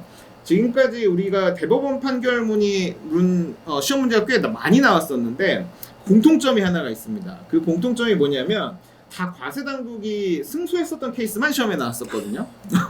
근데 이거는 과세 당국이 패소한 케이스입니다. 그것도 굉장히 아주 논리적으로 패소를 해버린 그런 케이스였기 때문에 이런 문제가 이제 시험에 안 나왔었는데 이런 문제가 이제 시험에 나온다는 얘기는 결국은 이제 제가 뭐 수업 시간에 한번 말씀드리긴 했는데 관세사 시험 출제위원 풀이 좀 바뀌면서 예전에는 이제 과세 당국의 입장이 많이 반영된 문제가 출제됐었는데 이제 이렇지 않은 문제들이 출제가 됐다는 거고 사실은 이렇게 과세 당국이 패소했기 때문에 빼놨었던 중요한 대법원 사례들이 많이 있었는데 내년에는 이런 부분 좀 공부해야 되지 않나 이런 생각을 좀 가지고 1번 좀 해설을 해드리고요. 두 번째는 드릴 말씀이 없습니다. 드릴 말씀이 없고 이거는 제가 이게 법령집에 이제 있는 페이지에 캡처해 놓은 건데 제가 그 법령집에서 이제 제끼자고 했었던 이런 페이지가 몇 개가 있는데 그 중에서도 이제 탑티어에 들어가는 이제 제끼는 페이지였는데 이게 이제 시험에 나왔기 때문에 할 말이 없습니다. 이거 이제 뭐 그냥 틀리면 틀린다고 봐야 될 것 같고 이걸 맞춘 사람이 좀 이상하지 않을까 싶습니다. 저는 뭐 아무튼 그 정도만 제가 코멘트를 드리고 이거는 뭐 다 같이 그냥 제끼고 가는 걸로 보면 될 것 같고요. 이 3번 문제 좀 궁금하신 분들 많을 거라고 생각되는데 이 3번 문제는 아까 말씀드린 것처럼 물음 1이랑 물음 2는 논란이 없습니다. 그냥 우리 있었던 거 그냥 계산하는 문제고 법령이나 협정 베이스로 한 문제이기 때문에 뭐 크게 이견이 없는데 문제 3은 이제 뭐랄까 굉장히 이 방법에서 중요한 논리 구조가 몇 개가 있는데 잘 아시다시피 이 방법 3방법에서 이 항상 붙는 말이 과세 가격으로 인정된 사실이 있는 뭐 유사물품의 거래 가격 이런 표현을 쓰는데 이거에 대해서 아주 중요한 두 가지 해석이 있습니다. 제가 이거 법령집에 있는 거 다 캡처해 놓은 건데 아주 중요한 두 가지 해석이 밑에 거 먼저 잠깐 보면은 유사물품의 거래 가격이라는 의미는 거래 가격이라는 용어를 쓰는 거 보니까 일방법을 얘기하는 거다. 그러니까 유사물품이 들어왔다고 해서 무조건 그 값 갖다가 쓰라는 게 아니라 일방법으로 결정된 걸 쓰는 것이지 이방법 내지 육방법으로 결정된 걸 쓰는 건 아니다. 그거 이제 명확하게 한 해석 대법원 판단이 하나가 있고 두 번째 판단은 또 뭐가 있냐면 그럼 과세 가격으로 인정했다는 의미가 뭐냐라는 측면에서 단순하게 납세자가 신고하고 수리된 가격만 하는 것이 아니라 그걸 가지고 과세 당국이 사후 심사를 해봤더니 다시 재결정된 가격이 있다면 그것도 충분히 인정되는 거다라고 하는 게 이 과세 가격으로 인정된 사실이 있는 유사물품 또는 동종물품에 대해서 굉장히 이제 중요하게 우리가 얘기하고 언급했었던 그 케이스인데. 결국은 여기에서는 사실은 이제 일방법 자체가 부인되는 거는 합리적 의심 사유에 대해서 요거죠. 합리적 의심 사유에 대해서 적정하게 대응을 못했기 때문에 일방법 배제된다. 거기까지는 이제 굉장히 좋았었던 것 같고 그럼 이제 일방법 배제됐으니까 2방법 내지 3방법인데 농수산물, 뭐 임산물 뭐 다 마찬가지일 텐데 우리가 뭐 제조한 건 똑같은 걸 만들어낼 수 있지만 우리가 자연에서 뭔가 똑같은 물품을 다시 길러내기는 어렵기 때문에 이제 동종동질 물품은 뭐 존재하기가 어렵다는 게 우리 과세 당국이나 우리 심판원의 해석이고 그럼 이제 결국 이제 유사물품 그러니까 이제 3방법인데 저는 사실은 뭐 2방법이나 3방법 그 자체가 큰 논란거리는 아니라고 보는데 어쨌든 정답은 유사물품일 겁니다. 그렇게 보시고 어쨌든 그 유사물품이 나왔다면 그 유사물품 가격이 지금 문제에서 제시된 게 제가 여기 이제 해놓은 게 총 4가지 가격이 있다 이제 이렇게 해놨는데 이제 문제에서 제가 이제 정리해 놓은 게 가로 1, 2, 3, 4의 가격이 제시는 되어 있고 이들이 유사물품인 것까지는 맞습니다. 그 다음에 시기적인 건 어차피 육방법으로 넘어갈 거기 때문에 고려 대상이 아니라고 본다면 핵심 쟁점은 뭐냐면 이들 중에서 과세 가격으로 인정된 사실이 있는 거래 가격이 이 넷 중에 뭐냐, 이제 이거가 핵심 쟁점이 되겠죠. 그래서 요 넷 중에서 어떤 걸 이제 골라야 되냐, 그게 제일 핵심 내용일 텐데 하나씩 한번 보면 1번은 앞에 거래 내용 1에서 이제 신고된 가격이지만 그 자체가 이제 과세 당국으로부터 부인됐다고 했으니까 이 가격이 인정되기는 좀 어려울 것처럼 보이고요. 그 다음에 사실은 이제 제2가 행정소송에서 인정된 가격이라고 한다면 이것도 상당히 이제 신빙성 있는 가격으로 일단은 후보군에는 올려놓을 수는 있는데 사실 요거는 좀 사실관계가 좀 불명확한 부분이 있어요. 뭐냐면 이것도 마찬가지로 이 가격 800이 부인되고 890으로 결정됐다 했는데 이게 뭐 2방법, 3방법인지 4방법, 5방법인지 6방법인지가 명확하지가 않아서 뭐 좀 사실관계가 좀 덜 주어진 부분이 있고, 그래서 만약에 800이 890으로 변경된 그 사유에 대해서 여전히 1방법이 유지가 되는 건지, 그다음에 뭐 그런 좀 쟁점 사항이 있는 것 같고, 그다음에 또 문제는 이게 나중에 보시면 아시겠지만 이 출제 의도에 뭐 운임 어떻게 해라 뭐 이런 규정이 있는데 사실은 양가로 2번을 가지고 저 밑에 내용을 이제 적용하려면 또 뭔가 좀 불편한 부분이 많이 있습니다. 그래서 이것도 출제 의도에 좀 부합하지 않는다는 생각이 좀 들긴 합니다. 근데 이제 이런 규정이 있죠. 아까 그 과세 당국이 수량 가격뿐만 아니라 범칙 사건 조사 후에 결정된 그런 가격도 인정된다. 뭐 이런 측면에서 보면 과세 가격 인정된 사실이 있는 가격으로 볼만한 여지가 있고요. 그다음에 양가로 3번 4월달에 있는 평균 수익 가격은 평균 수익 가격이 1,000이라는 말은 어떤 납세자가 1,000에 수입을 했고 그걸 과세 당국이 인정했다는 의미는 아니거든요. 왜냐면 평균이 1,000이라는 얘기는 뭐 900으로 한 사람, 뭐 1,100으로 한 사람, 이 둘이 뭐 평균 내면 1,000이 나오는 거니까 저게 수입 신고된 가격이라고 보기는 좀 어렵습니다만, 또 이제 시기적으로 보면 이제 4월이라고 했으니까 또 굉장히 이것도 좋은 것 같아요. 왜냐면 또 양파라는 게 4월달에 그 거래되는 양파랑 7월달에 거래하는 양파가 굉장히 또 성격이 다를 수가 있거든요. 그래서 뭐 시기적으로 보면 양가 3번도 뭐 좋은 가격처럼 보이기도 하지만 실제 수익 가격은 아니지 않냐, 이런 관점 하나가 있고, 그다음에 아마도 이제 출제 의도나 이제 여기서 조정하라고 한 거랑 제일 부합하는 건 양가로 4번이긴 한데 저것도 사실은 좀 애매해요. 왜냐하면 수출자가 그냥 누구한테 그렇게 거래를 했다 이제 이런 건데, 우리 관세 평가에서는 사실 누가 수출했다 이걸 가지고 그 거래 가격으로 인정된 사실 있는 거래 가격으로 보지는 않거든요. 그거를 우리 과세 당국에 신고를 했고 그게 합리적으로 인정이 됐을 때 이제 되는 건데, 만약에 950으로 신고를 했는데 아까 위에 있는 것처럼 뭐 평균 가격이랑 달라서 일반적으로 부인됐다 뭐 이를 버리면 사실 이것도 못 쓰는 거긴 하거든요. 근데 뭐 이렇게 사실관계가 좀 이렇게 덜 주어지긴 했지만 그냥 뭐 시험장에서 좀 기지를 발휘했다면 양가로 4번을 가지고 이제 조정하는 방식으로 결정하는 게 가장 합리적이지 않았을까. 얘가 FOB라고 했으니까 운임 포함 안 됐겠죠, 그죠? 운임 200이라고 했으니까 운임 그냥 더해가지고 쓰면 되는데, 사실 또 이 운임이 여기서 운임을 줬는데 또 왜 다른 운임을 또 줬는지, 하여튼 뭐 이런 게 문제 완결성에서는 좀 떨어진다. 저는 좀 이런 생각을 좀 드리고, 이 문제는 너무 어려워서라기보다 문제 완성도가 떨어졌기 때문에 오답률이 굉장히 높을 거라서 오히려 변별력이 좀 적을 수 있겠다, 이런 생각을 좀 합니다.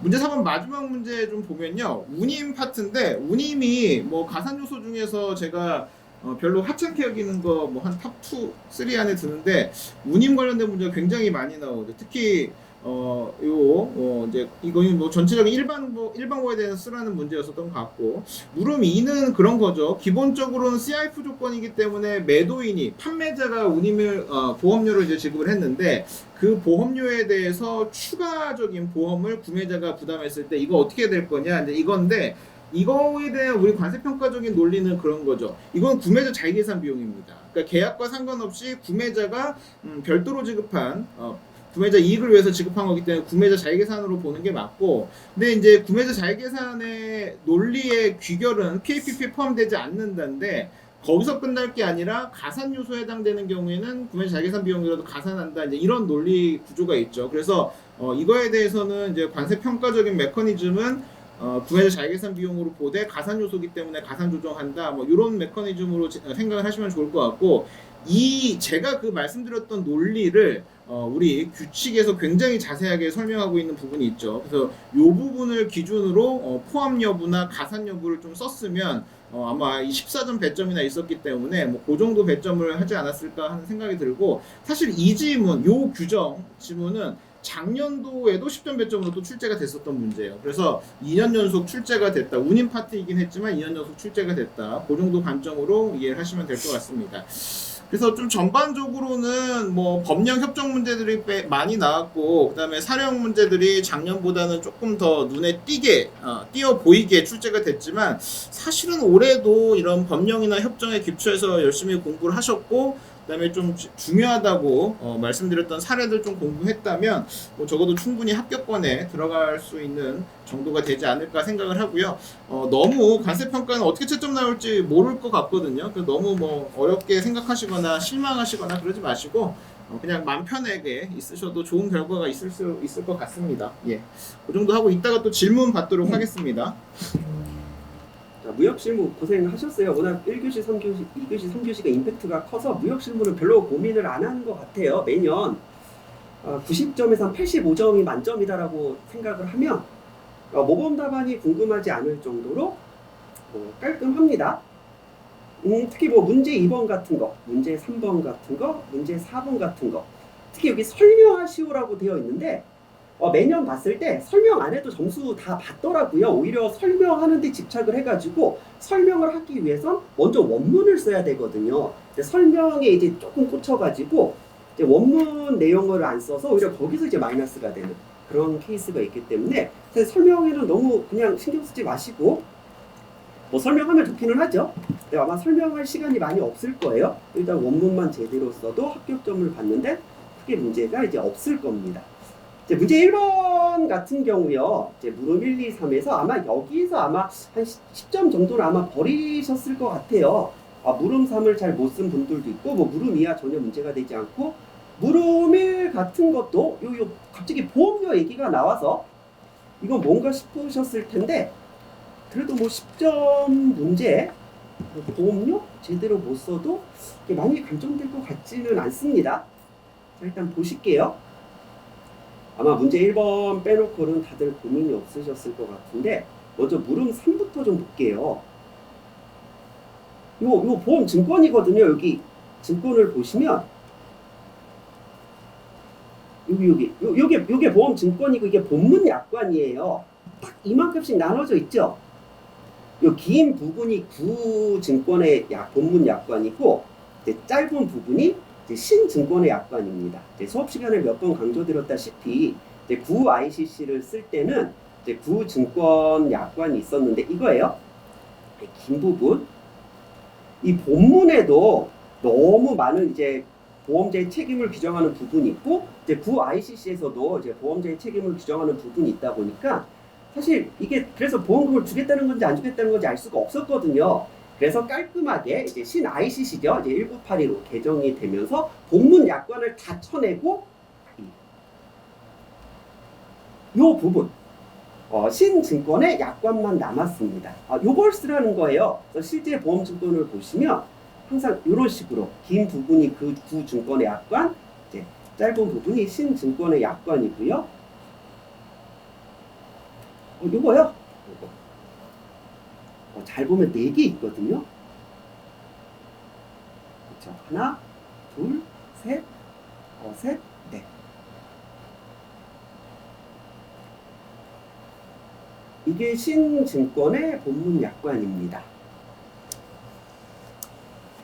수업 시간에도 다루는 부분이기는 한데 본격적으로 이 4개를 다 쓰는 케이스는 그렇게 많지 않았을 것 같아요. 사실 저희 토요일날 시험 봤잖아요. 이게 저희 그 목요일날 저희 제 수업 그 PPT 화면이라 제가 올해 되게 미뤘거든요. 요 보험증권의 약관 나올 것 같다고. 이게 내년에 나와야 되는데 올해 미뤘는데 올해 나오면 안 되는데. 요 부분, 그래서 중도법 약관, 타보험 약관, 야근 약관, 선서 약관. 설명하시오라고 했는데 10점 분량을 요거 다 쓰게 되는데 설명할 수 있는 부분은 많지 않을 것 같아요. 자, 다음.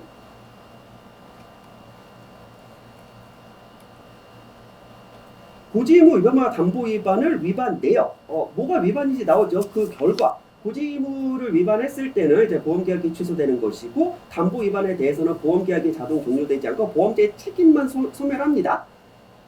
그 결과 효력이 사라지는 건데 효력은 못 쓰라는 건가 싶었더니, 저 같으면 이 효력에 이제 고지의무 위반을 해도 되는 거 맞죠? 그 네 가지 케이스 있죠. 고지의무가 면제되는 케이스, 그 다음에 이제 담보 위반이 허용되는 경우, 그 부분을 쓰시면 될 것 같고, 그 다음에 그런 부분 이제 보험자한테 너무 유리하게 되어 있어서 이제 2015에 이제 보험법이 개정되면서 이제 위반을 하였더라도 이제 효력이 남아 있다라는 그 개정 내용을 쓰시면 될 것 같고, 이제 보험료 아마 이 부분은 거의 못 쓰셨을 것 같아요. 이것도 제가 오래 밀고 있는 부분이기는 한데 84조거든요. 일단 고지의무 위반에 대해서는 크게 문제되지 않습니다.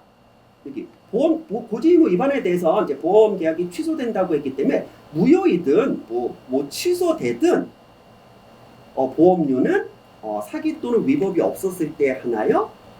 환급된다. 그리고 이제 MIA를 저희가 이제 화물을 기준으로 알고 있는데, 사실 MIA의 본질은 선박 때문에 나온 거거든요.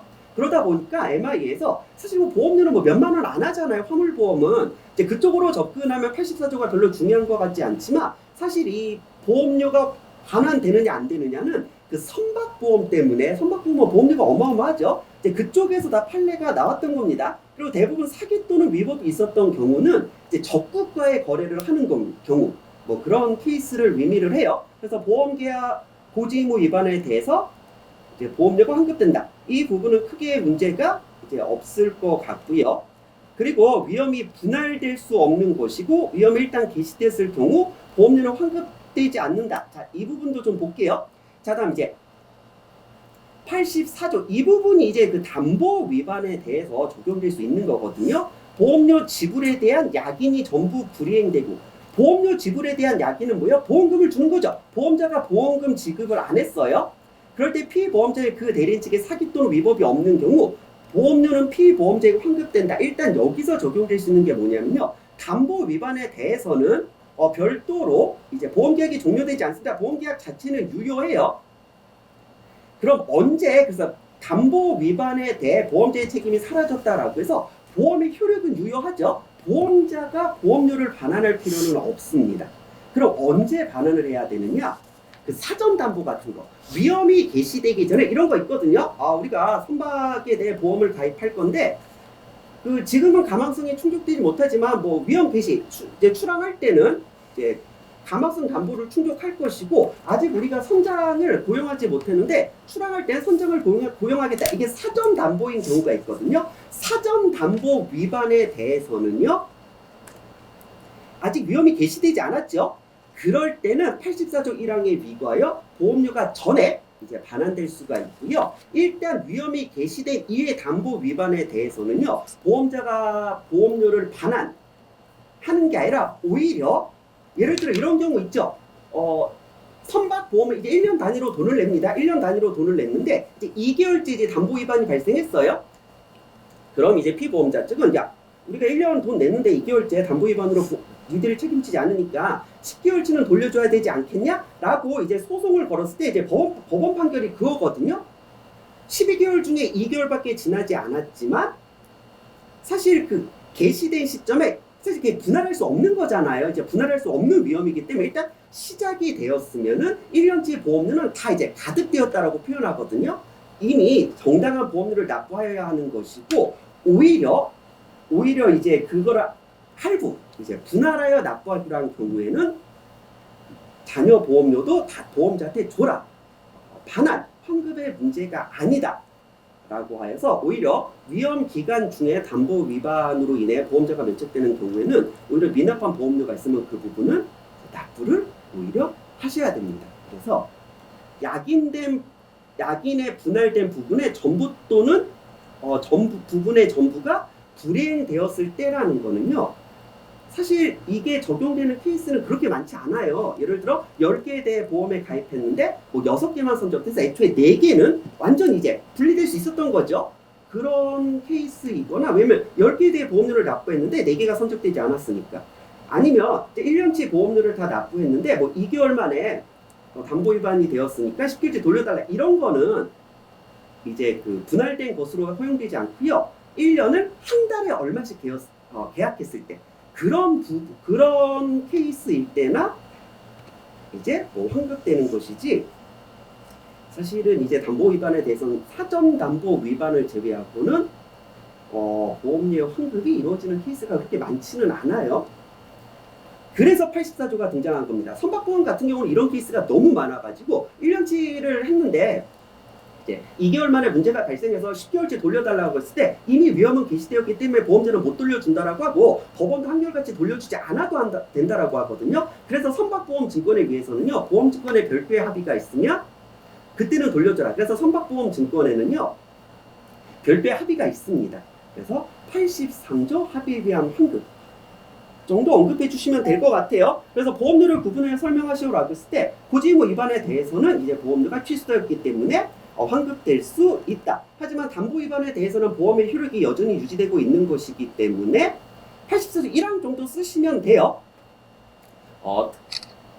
특이한 케이스를 제외하고는 보험료의 환급에 대해서는 조금 더 고민이 필요하다.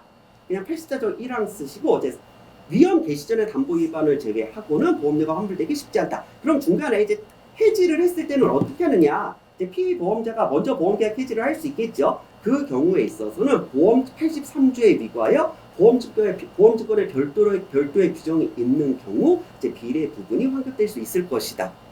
정도로 이제 접근해 주시면 될 것 같습니다.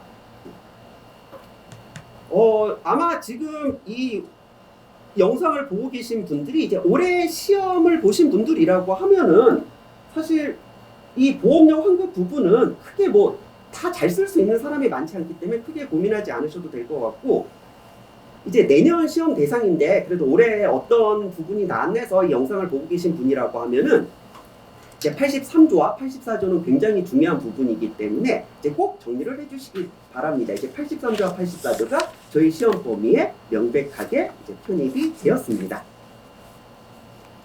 저는 이 정도면 될 것 같아요.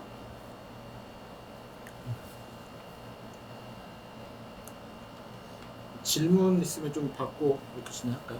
네. 은닉재산 3호 그러니까 3개가 있는데 지금 법에 있는 세 번째 거를 안 쓰고 시행령만 쓰셨다. 이거는요 정답을 쓰신 거예요. 그러니까 3호 같은 경우에는 우리 법에서 어떻게 표현을 하고 있냐면, 그 밖에 체납자의 은닉재산 요거를 신고받을 필요가 없다고 인정되는 것으로서 대통령령으로 정하는 것이, 이게 3호예요. 그러니까 답이 대통령령에 있다는 거예요. 그래서 대통령령에 가면 이제 그 국내 소재 부동산 등기 얘기를 하면서 체납자 본인의 명의로 등기된 국내 소재 부동산, 이게 시행령인데 요거 정답을 쓰신 거예요. 그러니까 점수 가져가실 수 있죠. 정답을 쓰셨기 때문에 걱정 안 하셔도 됩니다. 잘 쓰신 거예요.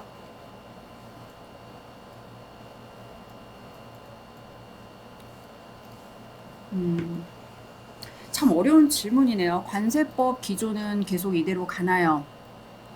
제 생각에는 과거의 기출문제를 여러분들이 보셨을 거예요. 과거의 기출문제가 사실 제가 늘 수업 시간에 말씀드리지만 우리 논술 시험에서의 제대로 된 기출 경향이라고 저는 생각을 하는데, 이게 이제 서술 시험으로 바뀌기 시작하고 있어요. 그래서 당분간은 제가 생각하기에는 계속 이게 유지가 되지 않을까. 왜냐하면 또 이렇게 출제가 되다가 갑자기 또 예전처럼 논술형 문제들, 뭐 문제점을 서술해야 되고 내 개인적인 의견을 서술해야 되는 그런 문제로 가지는 않고 답이 딱딱 떨어지고 배점이 딱딱 떨어지는 지금 문제로 당분간은 가지 않을까. 이거는 사실 제 개인적인 추측이긴 합니다만 이게 당분간은 그렇게 될 것 같습니다.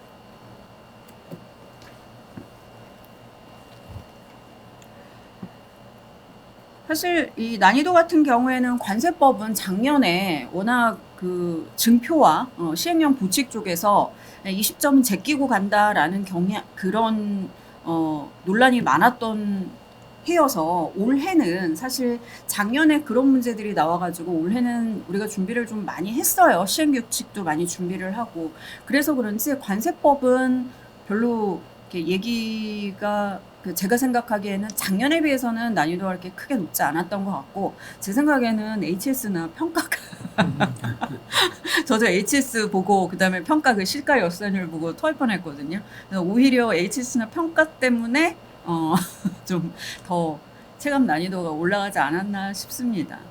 어때요? 뭐 이제 다 아시는 것처럼 6단위 소를 맞추는 문제가 나와가지고 네, 하여튼 뭐 저도 놀랐습니다. 네. 뭐 6단위 소 실무적으로 해본 6단위 세본 말고는 뭐 아는 사람이 누가 있겠어요? 맞아요.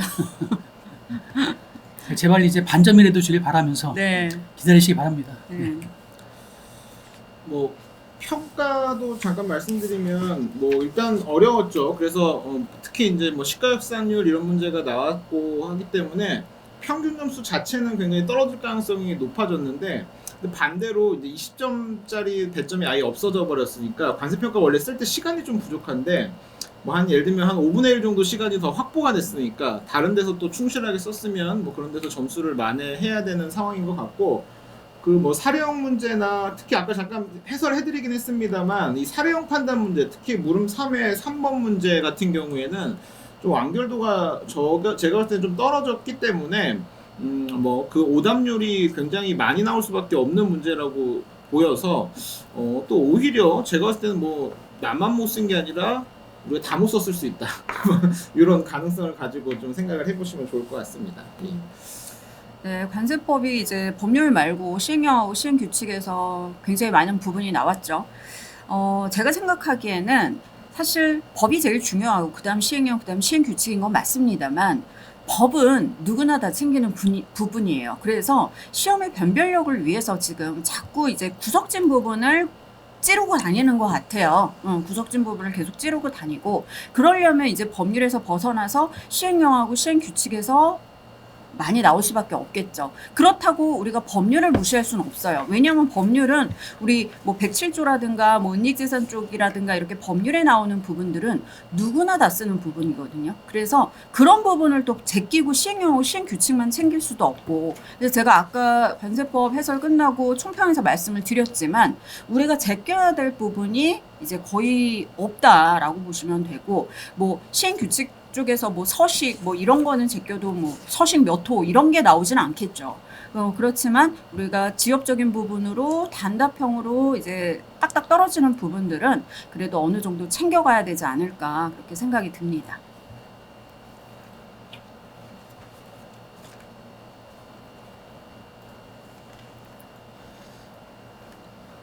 평가. 예.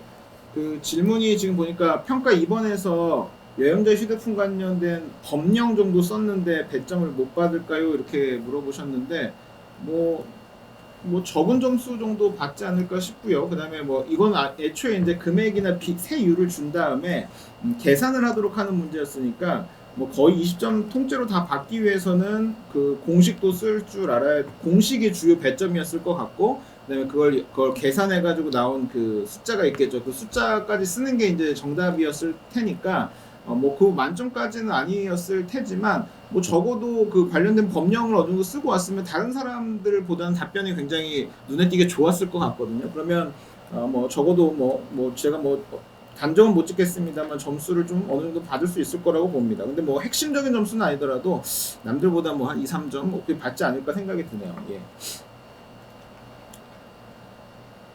평가 질문이 많구나.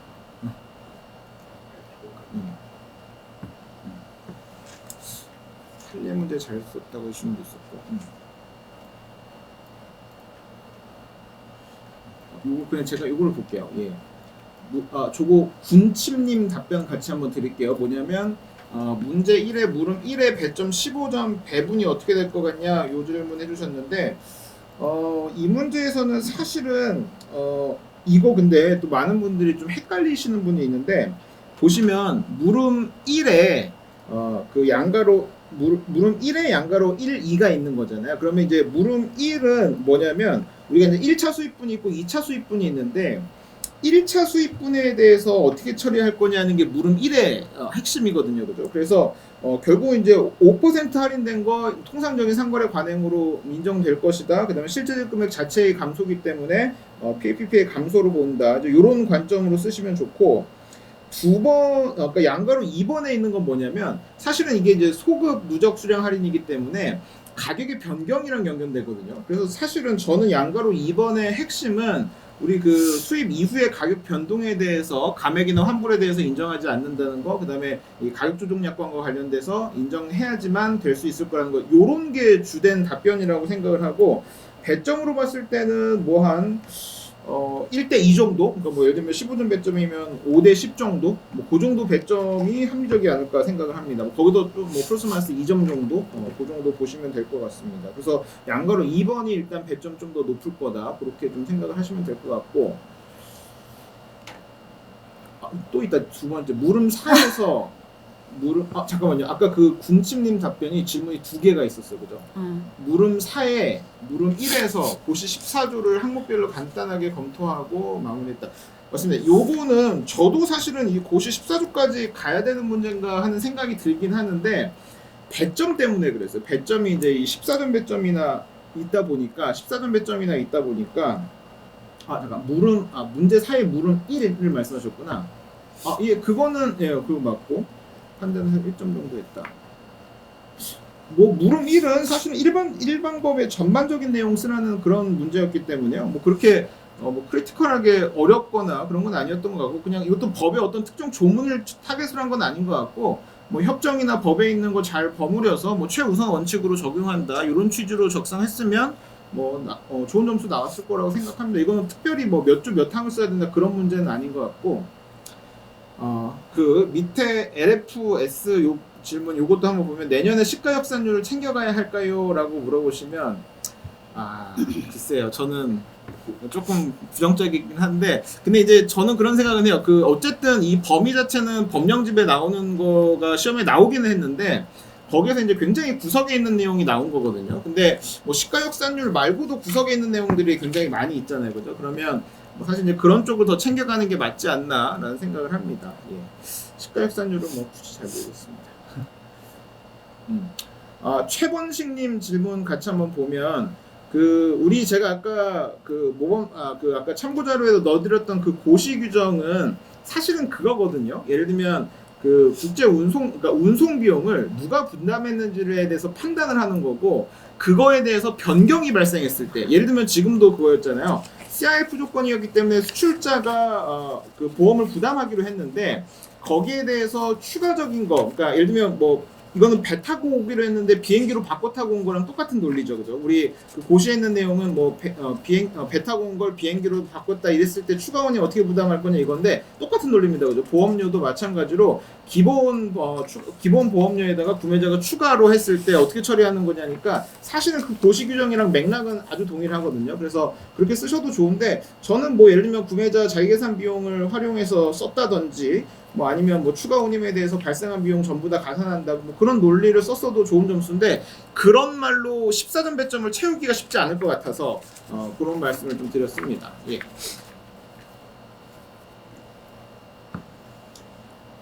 그 HS는 최근 몇 년 출제를 보면 사실 9대 1이에요. 협약이 9, 이론이 1 정도. 그래서 계속 이제 협약을 중점적으로, 사실 올해 문제도 그렇죠. 협약을 중점적으로 보되, 이제 올해 특징이 이제 요것과 협약의 요것과 요 부분을 좀 연계해서 좀 비교하여 이것도 쓰고 이것도 쓸 수 있느냐. 작년까지는 요거 쓰시오 저거 쓰시오였는데, 올해는 뭐 인코통지와 CIS 쓰시오라던가, 뭐 UCP에 뭐 2조에 일치하는 제시와 15조에 일치하는 제시를 쓰라라던가 해서 조금 더 이제 협약 간의 관계를 중점적으로 보시면서 계속 9대 1, 조금 보수적으로 가면 협약 8 이론이 정도로 보시면 될 것 같습니다. 7대 3, 이론이 3까지 가기에는 조금 과한 것 같아요.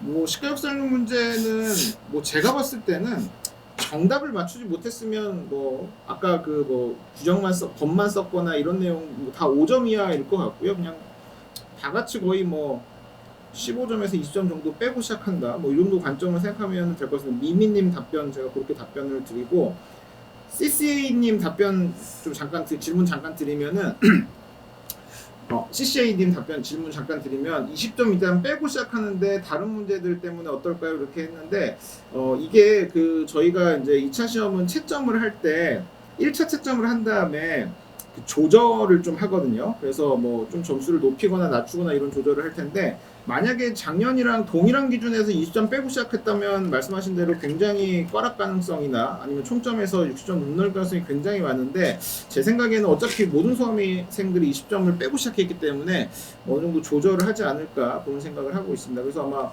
뭐 면가락 시켜주는 경우들이 꽤 많이 생기지 않을까 그렇게 생각을 합니다.